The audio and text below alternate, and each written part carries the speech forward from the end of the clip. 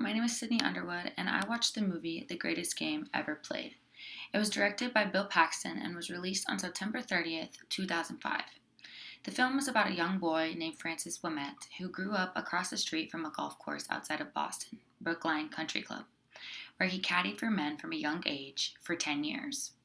Though he got a taste of what the game was really like when one of the club members asked Francis to play with him, which is a rarity because caddies have little to no access on their own. This is when Francis shot an 81 on the toughest course in New England, his first time ever playing it. Following the round of the 18 holes at Brookline, he was asked to play in the National Amateur Championships but failed to qualify and gave up golf as his father had asked because the entry fee was $50. Though 2 years later, he was asked by the president of the National Golf Association to play as a local amateur in the 1917 U.S. Open, and accepted. Francis qualified in the practice round. By the end of the first 2 rounds of the Open, he was turning heads. At the end of a rainy third round, he was in third place, behind Harry Barden and Ted Ray, who were both professionals out of Britain. Though the fourth round ended in a 3-way tie between Barden, Ray, and Ouimet. The next day, after halfway through the 18-hole playoff round, it was down to Barden and Ouimet. It was all up to the last hole where Ouimet was ahead by 1 shot, and won. The first amateur to ever win a U.S. Open.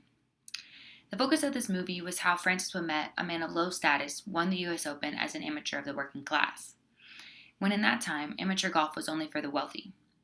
Ouimet faced a lot of adversity from the club members, telling him he couldn't play unless he was a member of a golf club and had a sponsor. They would also talk behind his back that he was going to choke on the course, but prove them wrong time and time again. And though he was given the chance to play in the U.S. Open, knowing that if he won, he wouldn't make a profit of any kind.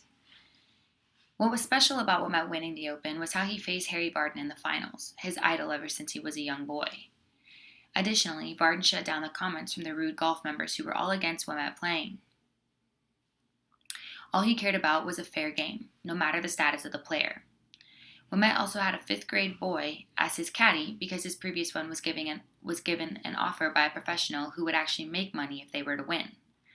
Everyone looked at him as though he didn't belong and was worth less than the rest of the players, but that didn't matter to Ouimet, seeing as all he wanted to do was play the game he loved, golf.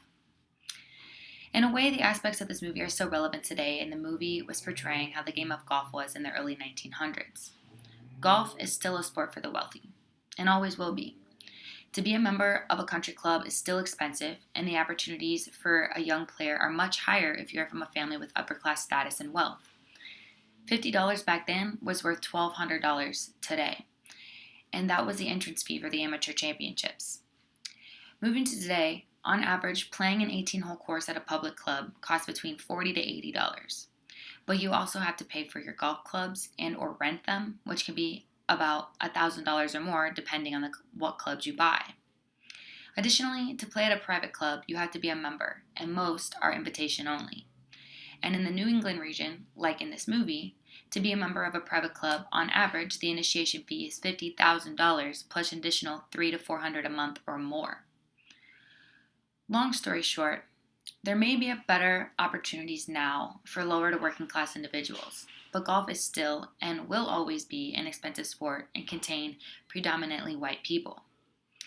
In the end, I would 100% recommend this movie. It has a great story and plot line and some wonderful characters that make you laugh throughout the film. Also, with the movie being based on a true story, it makes you feel like you were living back in the early 1900s and forces you to appreciate what these other people went through to allow people nowadays, over 100 years later, to have the freedom to play the sports they want and not get turned down because their family doesn't make enough money or live in a big house. Thank you.